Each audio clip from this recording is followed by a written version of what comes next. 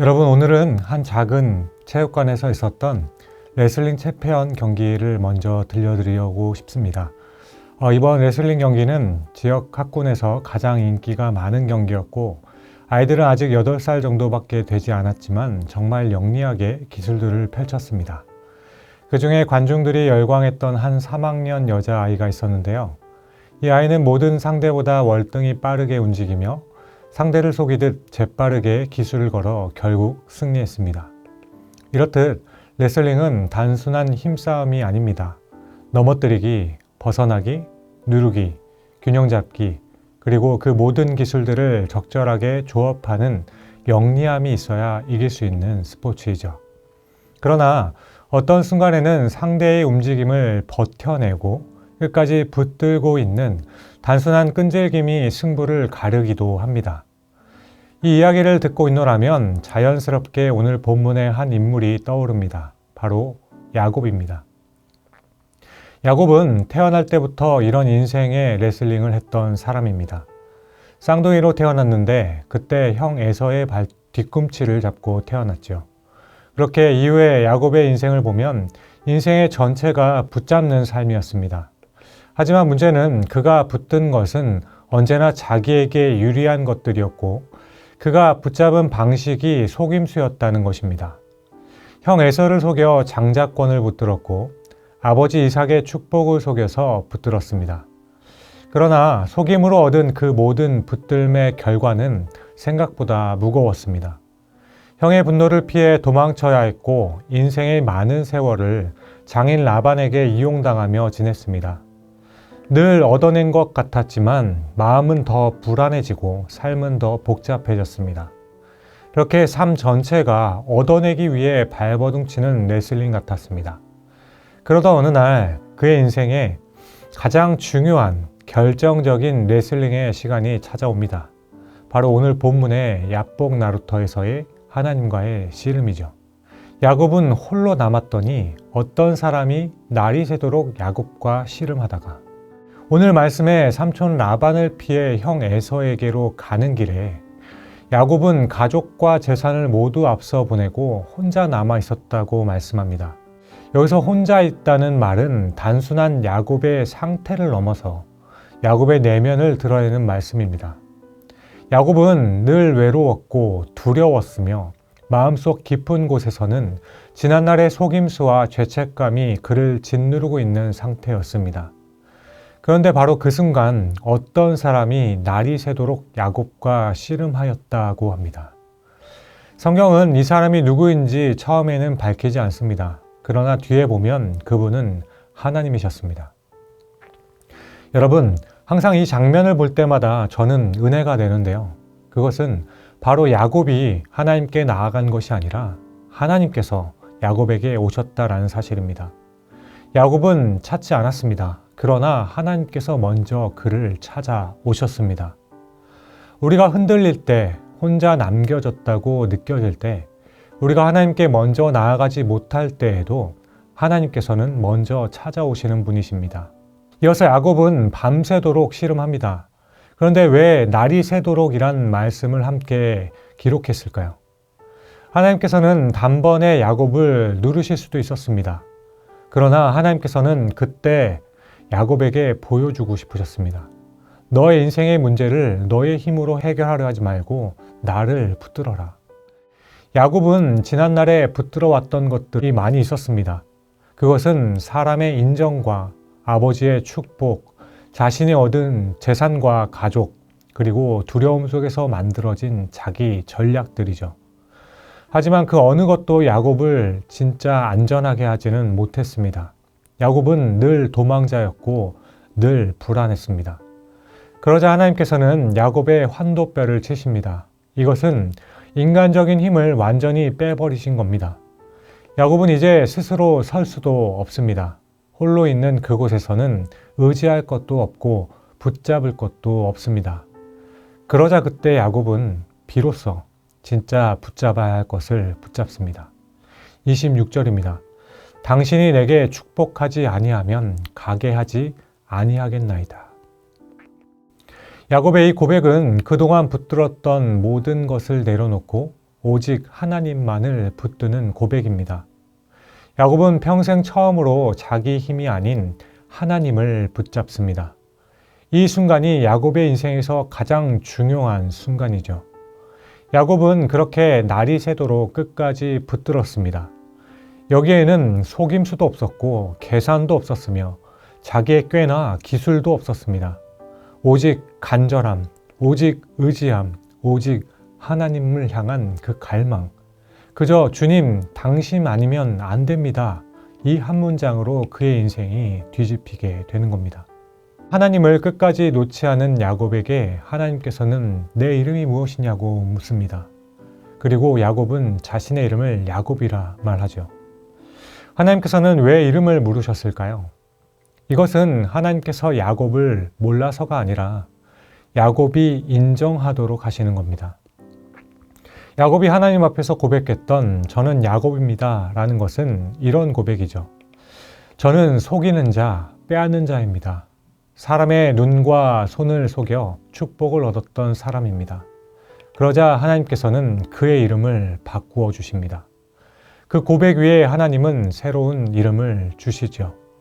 내 이름을 다시는 야곱이라 부를 것이 아니요 이스라엘이라 부를 것이니 이는 내가 하나님과 및 사람들과 겨루어 이겼습니다. 너는 이제 하나님과 겨루어 이긴 사람이다. 물론 이것은 힘으로 이겼다는 말이 아닙니다. 끝까지 붙들고 떨어지지 않았기 때문에 이긴 것입니다. 그렇게 하나님께서는 인생의 승리는 속임수가 아니라 끝까지 하나님을 붙드는 끈질김에 있다는 것을 말씀해 주십니다. 야곱에서 이스라엘로 이름이 변경되어 얻는 축복은 단순히 물질적인 번영이 아닙니다. 인생의 방향을 바꾸는 축복을 받은 것입니다.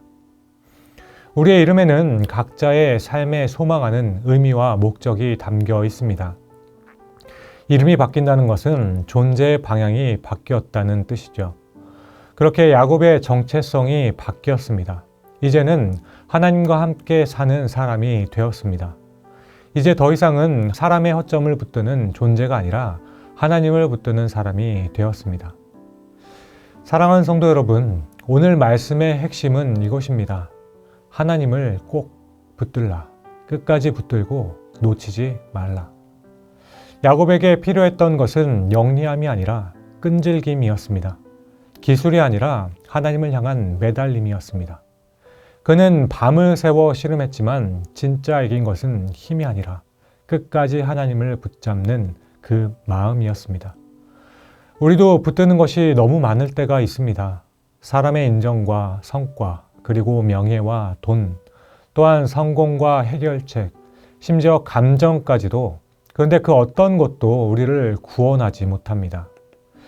우리의 신앙의 본질은 우리의 능력과 실력, 그리고 성취가 아닙니다. 우리의 신앙의 본질은 끝까지 하나님을 붙드는 끈질김입니다. 부모가 어린아이를 양육할 때 보면 능력 있는 아이가 안전한 게 아닙니다. 오히려 혼자 다 할 수 있다는 마음에 무엇을 하려다 힘들어지는 경우가 많이 있죠. 아이가 안전할 수 있는 방법은 끝까지 부모의 손을 꼭 붙잡는 것입니다. 우리의 신앙도 똑같습니다. 세상이 흔들려도, 상황이 달라져도, 마음이 약해져도 하나님의 손만 놓지 않으면 괜찮습니다. 하나님의 붙드는 끈질김이 우리를 위해 준비하신 축복을 받는 비결입니다. 그렇다면 하나님을 붙든다는 것은 무엇일까요? 하나님을 붙든다는 것은 바로 말씀을 붙드는 것입니다. 보이지 않는 하나님을 붙든다는 것은 우리가 볼 수 있도록 허락하신 하나님이 주신 말씀을 붙드는 것이죠. 말씀이 바로 우리와 하나님을 이어주는 견고한 줄입니다. 그리고 기도를 붙드는 것입니다. 야곱은 밤을 새웠습니다. 우리도 어떤 순간에는 눈물로 씨름하며 기도할 때가 있습니다. 세 번째는 순종을 붙드는 것입니다. 붙든다는 것은 말뿐이 아닌 삶으로 드러납니다. 말씀에 순종하는 선택을 할 때 우리는 하나님을 붙드는 것입니다. 끝으로 네 번째는 붙드는 대상의 우선순위를 바꾸는 것입니다. 내가 붙들고 있는 것들을 내려놓고 하나님을 더 붙드는 선택을 하는 삶입니다. 사랑하는 여러분, 우리의 삶에도 레슬링이 있습니다. 해결되지 않는 가정의 문제, 마음의 상처, 반복되는 죄, 풀리지 않는 미래, 무기력과 두려움, 관계의 갈등들. 그러나 이 모든 것을 놓고 하나님을 붙드는 그 밤의 레슬링은 하나님께서 기름 부으시는 자리가 될 것입니다. 포기하고 싶은 자리, 도망가고 싶은 자리, 그 자리에서 끝까지 하나님을 붙드는 사람이 새 이름을 받고 새 길을 걷게 될 것입니다. 야곱이 환도뼈를 다치고도 하나님을 붙들었듯이 우리도 약함 속에서 주님을 붙들 때 그 약함은 오히려 은혜의 통로가 될 것입니다. 그러므로 오늘 야곱을 생각하며 하나님을 꼭 붙드시기를 바랍니다. 기도가 막힐 때에도 계속 붙드십시오. 마음이 답답하고 기도가 흩어지는 날에도 주님 떠나지 마십시오 라고 고백하면서 이 한 문장으로 버티는 것, 그것이 바로 오늘 야곱이 보여준 붙들미였습니다.